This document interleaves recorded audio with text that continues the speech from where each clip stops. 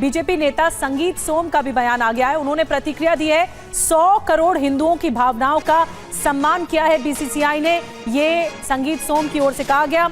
ये फैसला सनातनियों की जीत है, ये कहा गया संगीत सोम की ओर से।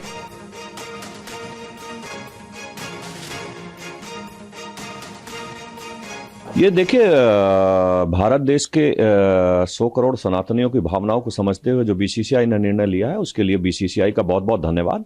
और हमने कल ही आप लोगों से कहा था कि आप निश्चित रहिए, भारत सरकार और बीसीसीआई इस पर को संज्ञान लेगी, क्योंकि 100 करोड़ हिंदुओं की भावनाओं से खिलवाड़ नहीं किया जा सकता। और धन्यवाद बहुत बहुत बीसीसीआई का कि उन्होंने इस तरीके का निर्णय लिया। और मैं फिर एक बार कहूंगा, ये पूरे भारत के हिंदुओं की जीत है, सनातनियों की जीत है। वो शाहरुख खान समझ नहीं पाए थे ना, अब शाहरुख खान की समझ में आ गया है कि भारत में रह के सनातनियों से पंगा लेना या सनातनियों के विरुद्ध चलना वो अच्छा नहीं रहेगा। और उन्हें ये समझ आ गया है कि देश के सैकड़ों करोड़ जो सनातनी हैं, उन्हें शाहरुख खान बनाया है। तो संगीत सोम को आपने सुना, इस पर प्रतिक्रिया दी गई है, बीसीसीआई का धन्यवाद दिया गया है। अब आपको बताते हैं आखिर कौन है मुस्तफिजुर रहमान। बांग्लादेशी खिलाड़ी हैं। आपको बता दें आईपीएल में बांग्लादेश के सबसे महंगे खिलाड़ी हैं मुस्तफिजुर, और 2016 से अब तक 60 आईपीएल मैच भी खेल चुके हैं रहमान।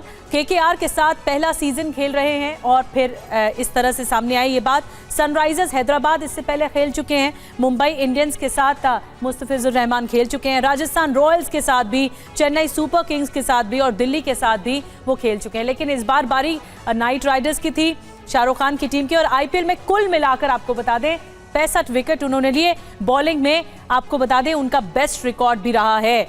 तो ये इनका स्कोर कार्ड है मुस्तफिजुर रहमान का, और इसी स्कोर कार्ड की वजह से शाहरुख खान की टीम ने, केकेआर ने उन्हें खरीदा। लेकिन इस पूरे फैसले में बीसीसीआई ने ये बड़ा फैसला लिया है कि वो नहीं रहेंगे अब शाहरुख खान की टीम के साथ और नहीं खेलेंगे। हमारे साथ वरिष्ठ सहयोगी शिवेंद्र सिंह जुड़ रहे हैं। शिवेंद्र, एक बड़ा फैसला है बीसीसीआई का इस बात को देखते हुए, क्योंकि विवाद बहुत ज्यादा बढ़ गया था, लगातार दिल्ली में प्रदर्शन हो रहे थे, बांग्लादेश में जिस तरह का सुलूक हिंदुओं के साथ किया गया, दिल्ली में उसका रिफ्लेक्शन देखने को मिला, देश के कई इलाकों में भी, पश्चिम बंगाल में भी देखने को मिला। ऐसे में बड़ा फैसला लिया है बीसीसीआई ने। बिल्कुल नहीं, लेकिन सबसे पहले समझना होगा कि बीसीसीआई का फुल फॉर्म जो है उसमें भारतीय शब्द जुड़ा हुआ है, भारतीय क्रिकेट कंट्रोल बोर्ड भी है। और अगर भारतीय शब्द जुड़ा हुआ है तो फिर वो भारत सरकार के साथ ही चलेगा। और ये बात बीसीसीआई ने कई बार अलग अलग समय पर कही है कि वो भारत सरकार का जो भी फैसला होगा किसी भी विषय पर, किसी भी मुद्दे पर, उनके साथ उसी लाइन पर चलेंगे। वो चाहे पाकिस्तान के साथ ना खेलने का फैसला हो, या जैसा मैं थोड़ी देर पहले कह रहा था कि जब आज से कई बरस पहले 2009 में ये तय किया गया कि पाकिस्तान के प्लेयर्स आईपीएल में नहीं खेलेंगे, तो फिर ये तय किया गया तो सारे फ्रेंचाइजी ने पाकिस्तान के प्लेयर्स को रिलीज किया। तो बीसीसीआई को बहुत अच्छी तरह ये पता है और बीसीसीआई बहुत अच्छी तरह ये समझती है कि ये जो भावनाएं हैं, देश की जनमानस की भावनाएं हैं, उनसे अगेंस्ट जाकर कुछ भी करना वो कहीं ना कहीं आईपीएल के ब्रांड को भी नुकसान पहुंचाएगा। तो आईपीएल के ब्रांड को नुकसान ना पहुंचे, जन मानस की जो भावनाएं हैं उनका सम्मान भी हो जाए। और सिर्फ सारी कहानी ये है कि क्या ये फैसला तब लिया जा सकता था जब ये पूरा का पूरा मामला, विरोध प्रदर्शन शुरू हुआ था और मुस्तफिजुर रहमान को फ्रेंचाइजी की तरफ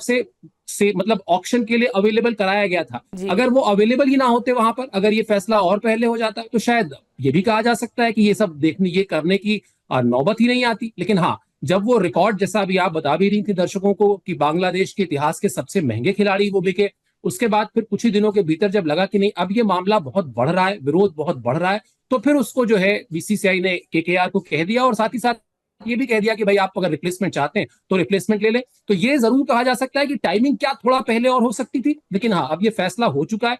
तो इसके साथ मतलब बीसीसीआई को कह सकते हैं कि समझदारी ही कहनी चाहिए। बात और ज्यादा बिगड़ती, बात और ज्यादा बढ़ती, उससे पहले ये मामले को कंट्रोल कर लिया गया। बड़ी बात है कि इस मामले को नियंत्रण में रखा गया कि और ज्यादा बात नहीं बढ़े। लेकिन शिवेंद्र, जैसा पाकिस्तान के साथ फैसला लिया गया था, उसके बाद भी पाकिस्तान के साथ मैच हमने खेला है। अब क्रिकेट की भावना एक अलग होती है। क्या लगता है कि अब रिप्लेसमेंट होगा और शाहरुख खान की टीम को जो ये डेंट लगा है कि अब मुस्तफिजुर रहमान नहीं है, तो अब क्या वैकल्पिक व्यवस्था की जाएगी उनके लिए, क्या होगा? अब बिल्कुल यही होगा। अगर केकेआर चाहेगी कि उनको एक रिप्लेसमेंट दिया जाए तो रिप्लेसमेंट दिया जाएगा। और पाकिस्तान के साथ खेलना बिल्कुल साफ है निधि। भारत सरकार ने साफ किया हुआ है, बीसीसीआई ने साफ किया हुआ है कि कहीं पर भी बायलेटरल सीरीज वो पाकिस्तान के साथ नहीं खेल रहे हैं। जहां ये फिर हम अपने दर्शकों को साफ साफ बता दें कि जो बीसीसीआई की पॉलिसी है वो बहुत साफ है कि कोई भी ऐसा टूर्नामेंट जो एशियन क्रिकेट काउंसिल के बैनर के तले खेला जा रहा है या फिर इंटरनेशनल क्रिकेट काउंसिल के बैनर तले खेला जा रहा है, वहां तो भारत और पाकिस्तान खेलते हैं। लेकिन जो वो हम पहले बायलेटरल सीरीज देखते थे कि जहां भारतीय टीम पाकिस्तान जाती थी या पाकिस्तान की टीम भारत आती थी या किसी न्यूट्रल वेन्यू पे दोनों टीमें आपस में खेलने, वो रिश्ते नहीं है। तो भारत पाकिस्तान के साथ नहीं खेल रहा है सिवाय आईसीसी और एसीसी के टूर्नामेंट्स के। अब सवाल ये हो सकता है कि भाई आईसीसी और एसीसी में क्यों खेल रहा है?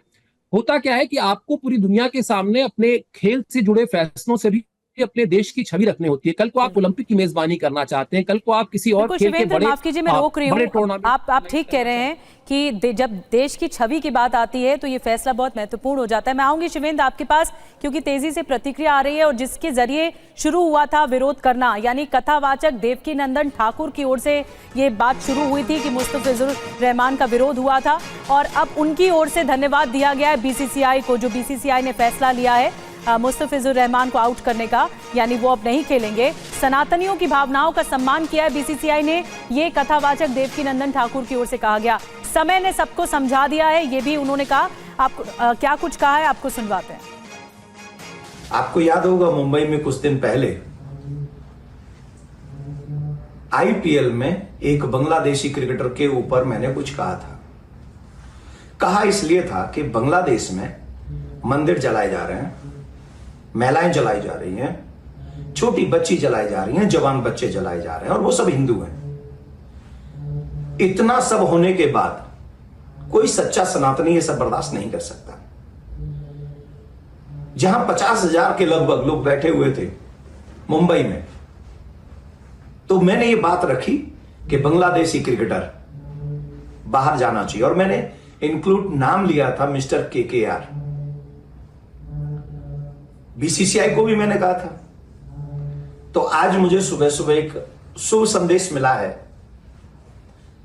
कि बीसीसीआई ने कहा है कि कोई भी बांग्लादेशी क्रिकेटर आईपीएल में नहीं खेलेगा। बहुत बहुत साधुवाद, धन्यवाद। बीसीसीआई को मैं धन्यवाद देता हूं। जिस बांग्लादेश में हिंदू मारे जा रहे हो, बहन बेटियों के साथ उनके साथ दुष्कर्म किए जा रहे हो, मंदिर जलाए जा रहे हो, उसको चवन्नी भी मेरे कम से कम जहां से मैं बचा सकता हूं बचाना चाहिए, मैसेज देना चाहिए। हम सब हिंदू एक साथ है, तो आपने वो दिया।